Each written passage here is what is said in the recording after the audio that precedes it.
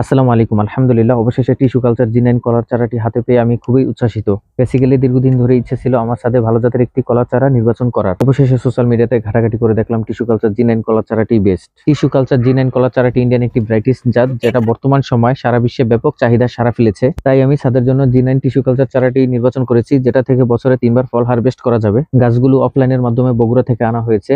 মোটামুটি আনবক্সিং করা শেষ। আমি এগুলো খুলে নিচ্ছি। ওরা মোটামুটি অনেক সুন্দর করে এগুলোকে র্যাপিং করে দিয়েছে।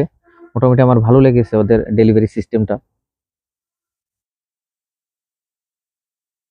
চারাগুলো মোটামুটি ভালোই রয়েছে ব্যাগের মধ্যে।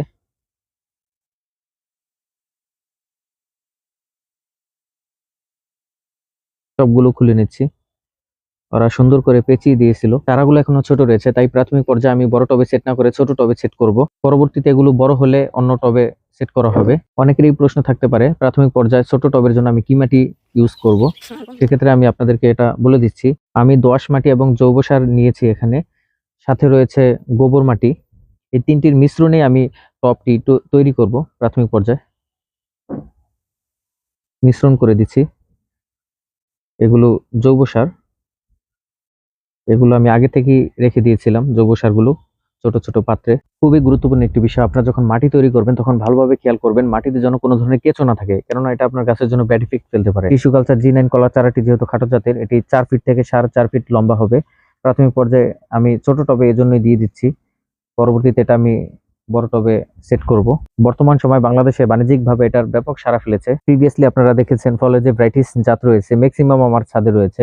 বাট খুবই ইচ্ছে ছিল কলা গাছের যে জাতটা রয়েছে এটা আমার ছাদে লাগানো এবং সেখান থেকে কলা হারভেস্ট করার।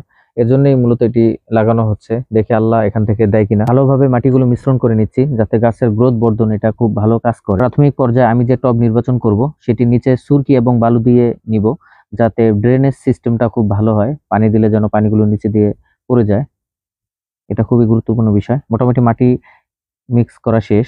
এখন আমি এগুলো টবে সেট করে দিব।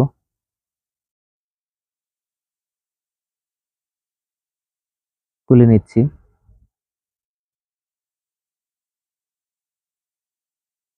মোটামুটি ওরা যে আমাকে কলা গাছের যে সাইজ দিয়েছে, মাশাআল্লাহ কলা গাছের সাইজগুলো খুবই সুন্দর। অবশ্যই আমি এটি নিয়ে আপডেট নিয়ে আসব। যারা এখন আমার ফেসবুক পেজটি ফলো করেননি তারা অবশ্যই আমার ফেসবুক পেজটি ফলো করে দিবেন ছাদ রিলেটেড কৃষি কন্টেন্ট পেতে।